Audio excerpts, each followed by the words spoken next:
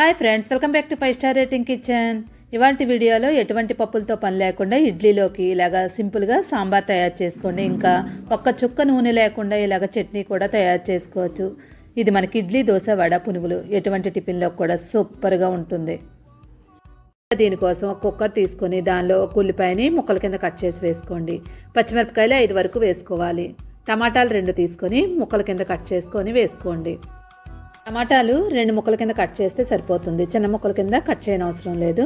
ఇప్పుడు ఈ టమాటాలు కూడా పెట్టేసుకున్న తర్వాత 6 వెల్లుల్లిపాయ రెమ్మలు వలిచేసుకొని వేసేసుకోండి. నెక్స్ట్ దీనిలో 1 స్పూన్ వరకు నూనె వేసుకోండి. ఈ ప్లేస్లో కావాలంటే నెయ్యి అయినా వేసుకోవచ్చు, టేస్ట్ ఇంకా బాగుంటుంది.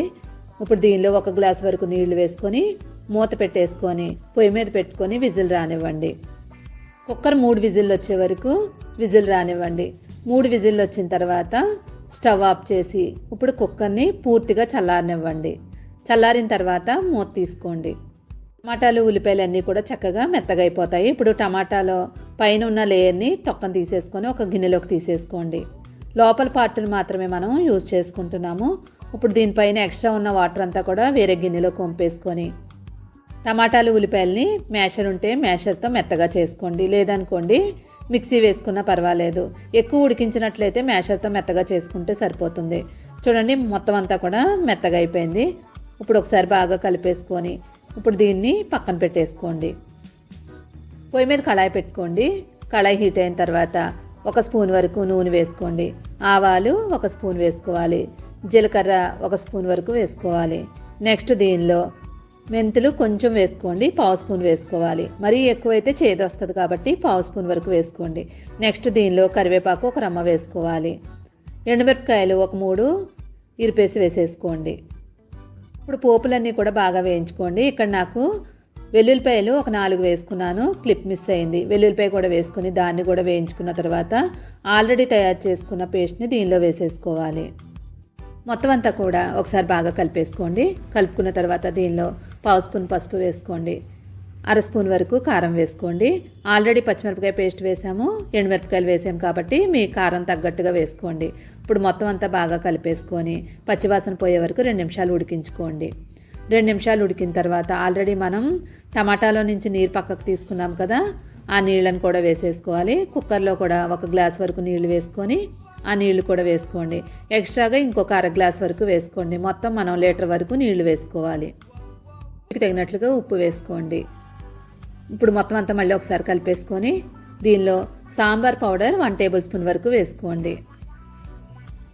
సాంబార్ పౌడర్ వేసిన తర్వాత మళ్ళీ ఒకసారి బాగా కలిపేసుకొని మొత్తం అంతా కూడా బాగా మరగనివ్వండి. ఇది మరిగేలోపు మనం ఒక బౌల్ తీసుకోవాలి. బౌల్లో 2 స్పూన్ల వరకు శనగపిండి తీసుకోండి. దీనిలో కొంచెం నీళ్ళు యాడ్ చేసుకొని ఎక్కడ ఉండలు అనేది లేకుండా బాగా కలిపేసుకోండి. అసలు ఉండలు అనేది ఉండకూడదు మనకి. మొత్తం అంతా కూడా లిక్విడ్ లాగా అయిపోవాలి. మొత్తం పిండి ఎక్కడ కనిపించకూడదు. చూడండి, మొత్తం అంతా ఇలాగ ఉండాలి. ఇప్పుడు దీన్ని మరుగుతున్న వాటర్లో వేసేసుకోండి. ఇక్కడ మనం ఎటువంటి పప్పులు వాడట్లేదు కాబట్టి శనగపిండి తీసుకున్నాము. మనకి ఇక్కడ సాంబార్ కొంచెం చిక్కపడుతుంది. ఇప్పుడు 2-3 నిమిషాలు బాగా ఉడకనివ్వండి. 2-3 నిమిషాలు బాగా ఉడికిన తర్వాత దీనిపైన కొత్తిమీర వేసేసుకోండి. ఇప్పుడు స్టవ్ ఆఫ్ చేసి కానీ పెసరపప్పు కానీ శనగపప్పు కానీ ఎటువంటి పప్పు వాడకుండా మనం చాలా సింపుల్గా చాలా ఈజీగా తయారు చేసుకోవచ్చు. ఆఫీస్కి వెళ్ళే వాళ్ళకి కానీ అప్పటికప్పుడు మనం బ్రేక్ఫాస్ట్ తయారు చేయాలనుకోండి, సాంబార్ కావాలంటే ఇలా చేసి చూడండి. ఇడ్లీలోకి మాత్రం చాలా బాగుంటుంది, దోశలోకి కూడా సూపర్గా ఉంటుంది. తప్పకుండా ట్రై చేయండి. వేడి వేడి ఇడ్లీలు తీసుకొని ఇలాగా ఒక ప్లేట్లో వేసుకొని దానిలో సాంబార్ వేసుకోండి. ఇడ్లీ సాంబార్ అంటే మనం ఎప్పుడూ చేసుకునే సాంబార్ కాకుండా ఇలా డిఫరెంట్గా చేసుకోండి. ఇప్పుడు దీంతో పాటు మనకి దోశలోకి వడ, పునుగులు దేనిలోకైనా సరిపోయే విధంగా నూనె అస్సలు వాడకుండా అప్పటికప్పుడు సింపుల్గా 5 నిమిషాల్లో ఈ చట్నీ తయారు చేసుకోవచ్చు. ఈ సింపుల్ చట్నీ కోసం ముందుగా నేను ఇక్కడ 3 టమాటాలు తీసుకుంటున్నాను. టమాటాలు తీసుకునేటప్పుడు పండుగ ఉన్నవి తీసుకోండి, పచ్చివి కాకుండా. ఇప్పుడు పైన మధ్యలో ఉన్న పార్ట్ అంతా కూడా తీసేసుకోండి. మధ్యపాటు తీసుకున్న తర్వాత టమాటాకి 4 వైపులా కూడా ఇలాగా చాక్తో ఇలా ఘాట్లా పెట్టుకోవాలి. ఇలా పెట్టుకోవడం వల్ల మనకి పైన తొక్కంతా కూడా చక్కగా వచ్చేస్తుంది. ఇలాగే మొత్తం 3టికి కూడా ఘాట్లు పెట్టేసుకోండి. ఒక గిన్నె తీసుకొని దానిలో ఈ 3 టమాటాలని ఆ గిన్నెలో వేసేసుకోండి.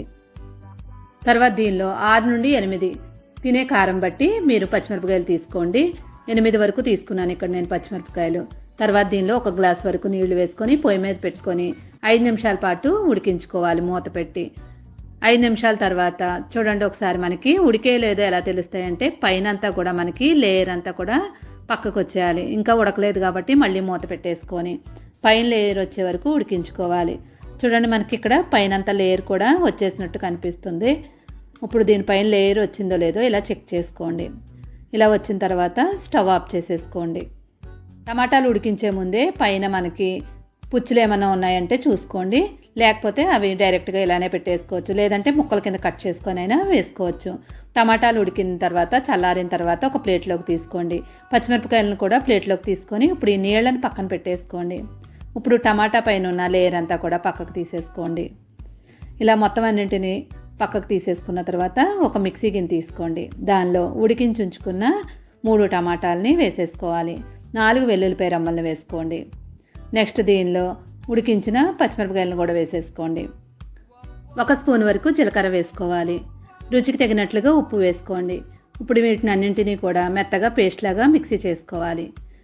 చూడండి మిక్సీ చేసిన తర్వాత ముక్కలు లేకుండా ఇలాగ మిక్సీ చేసుకోండి.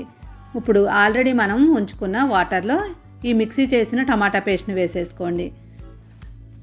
దీనిలో మనం నీళ్లు వేసుకోకుండానే మిక్సీ చేసుకోవాలి. చిక్కగానే ఉండాలి, మనకి పలచగా ఉండకూడదు. కొంచెం మిక్సీలో నీళ్లు వేసుకొని ఆ నీళ్ళను కూడా వేసుకొని ఒకసారి బాగా కలిపేసుకోండి.